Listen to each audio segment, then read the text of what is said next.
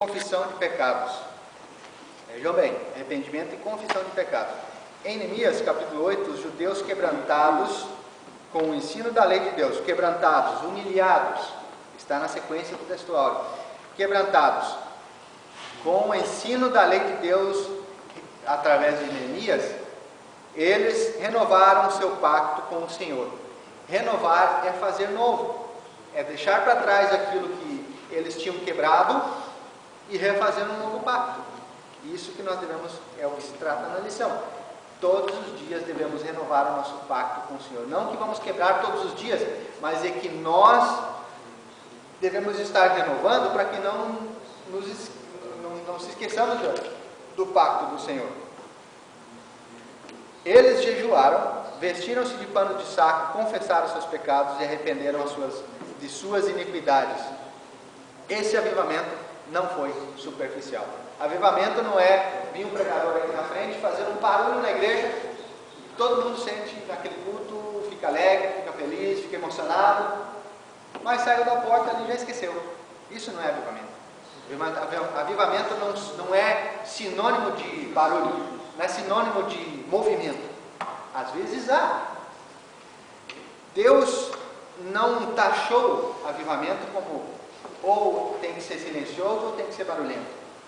O avivamento começa no interior. Eu estava falando com o Monselino essa semana. O avivamento vai começar a partir do nosso coração, a terra onde brotam todas as sementes. Só que nós devemos escolher a semente boa ou a semente má para germinar nessa terra. Às vezes temos, saindo um pouquinho, mas às vezes as pessoas no mundo que não entendem falam assim: mas por que aquela pessoa era tão boa, mas por que ela matou aquela outra pessoa? É porque dentro do coração germinou uma semente má. Dentro do seu coração nasceu uma planta má, nasceu uma erva daninha.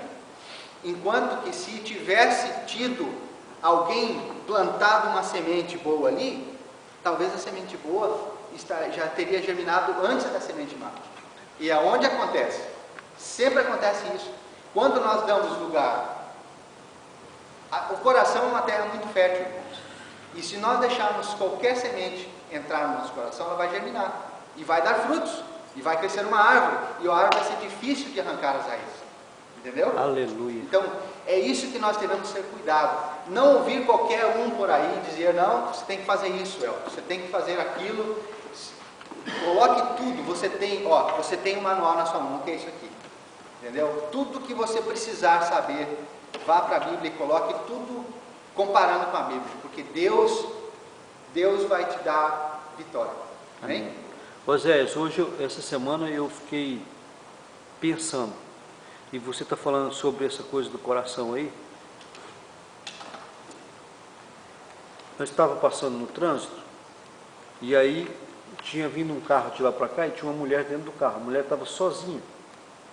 Eu não sei o que aconteceu, acho que a pessoa do carro da frente deve ter atrasado um pouco, segurou ela e tal. Eu sei que quando nós passamos por ela, a mulher estava falando um monte de coisa dentro do carro. Eu não escutei nada, mas a boca dela estava falando um monte de coisa.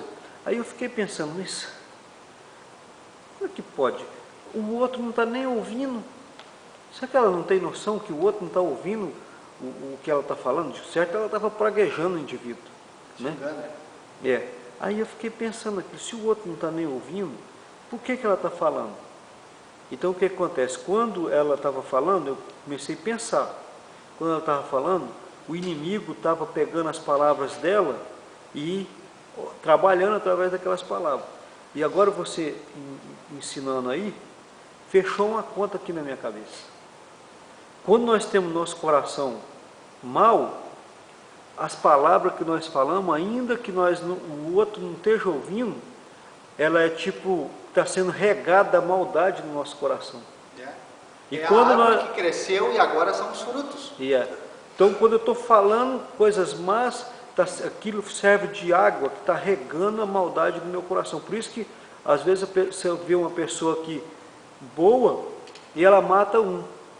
Eu pensei, essa pessoa, mas é por causa que ela até falando sozinha, ela ficou regando maldade no coração dela. Aquilo tem que morrer.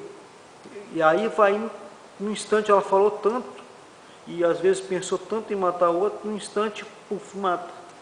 E por isso é bom nós estarmos ouvindo e falando a palavra de Deus sempre, porque nós estamos regando a boa semente que está no nosso coração para ela crescer e ela abafar a praga. Né? Tudo que nós... Foi um aprendizado agora. Tudo que nós ouvimos, tudo que nós vemos, tudo que nós participamos são sementes. Nós devemos selecionar a boa semente ou a má semente. É lógico que todos nós queremos a boa semente, mas às vezes junto com a boa semente vem uma sujeira. Às vezes vem uma sujeira. E se nós regarmos a boa semente, a má semente também vai crescer. Só que nós devemos saber cortar, devemos saber tirar aquela sujeira do nosso meio. Amém. Da palavra de Deus. Estou falando da palavra de Deus. Então não devemos, às vezes, não tem como, principalmente lá no sul é um lugar de muita colheita de trigo, de soja e tudo. Eu lembro que eu trabalhava num posto e fazia a lavagem das máquinas coletadeiras, e dentro do compartimento lá ainda tinha um monte de semente. Às vezes a gente juntava, vendia, dava 2, 3 sacos, ia lá e fazia um troco de molecada lá, juntava tudo, tirava tudo e vendia o soja. Por exemplo, a saca de soja era $20, nós juntávamos um saco, ia lá e vendia. Ia levar para a escola, comprar lanche, tudo, e assim fazíamos. E dentro daquela semente estava cheio de coisas sujas também. Quanto mais limpa fosse a semente, mais você pegava pelo soja, pelo trigo, que era o que muita planta lá no sul.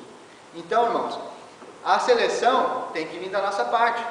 Ou nós vamos ter vários bons frutos, ou nós vamos ter alguns bons frutos juntos misturados com os maus frutos, e assim vai.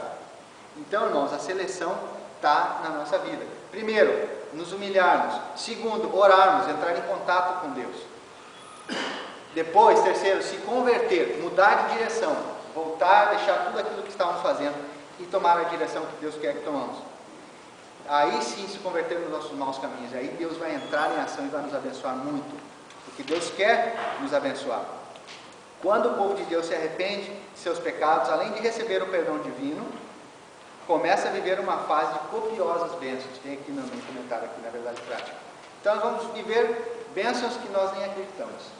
Acontece coisa na nossa vida que nós, meu Deus, como que isso aconteceu? Como eu já aconteceu comigo? Então vamos em frente. Sinais do verdadeiro arrependimento. Quais são os sinais de uma pessoa que se arrepende genuinamente? Não, naquela época, os sinais eram vestir-se de roupas de saco. Na nossa época, também é. Só que começa no nosso interior. Não é algo externo para todos verem, para ser algo hipócrita e mostrar, eu faço, eu estou me arrependendo, mostrando ao público. Porque Deus nos pede que nós nos separamos, entramos no nosso quarto, fechamos a nossa porta e ali vamos nos humilhar, ali vamos nos vestir de pano de saco, na presença de Deus. Não é na presença do mundo. Que daí quando saímos daquele quarto ali, aí sim o mundo vai ver que estamos vestidos com aquela vestimenta de humilhação.